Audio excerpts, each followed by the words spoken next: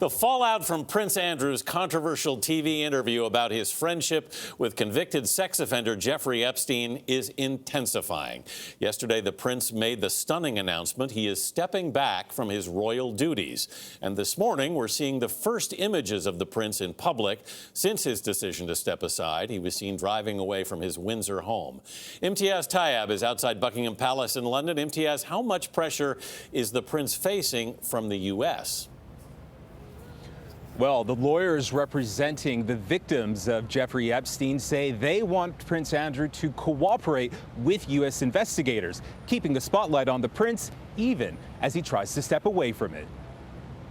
This whole business is totally extraordinary for a member of the royal family. You don't expect a member of the royal family to be caught up in the life of some seedy paedophile. I mean, you just don't. A scandal so extraordinary, Prince Andrew has had to make the unprecedented announcement that his mother, the Queen, has given him permission to step back from public duties for the foreseeable future.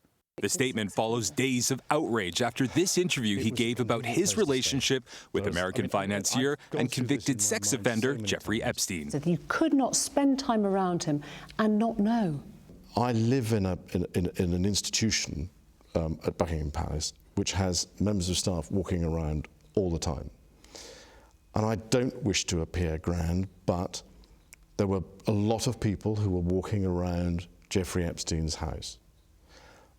As far as I was aware, they were staff. Several charities, companies, and organizations the prince supports have said they're either reviewing or looking to sever ties with him. Now that he's pulling back from public life, it's raising questions about how he'll fund his royal lifestyle. I think he won't have to leave his royal residence. You know, this is the Queen's son we're talking about. But I think his allowance will probably go once you know, his office will move out of Buckingham Palace. Questions continue to swirl around Prince Andrew's relationship with Virginia Roberts Giuffre, seen here photographed with him when she was just 17 years old.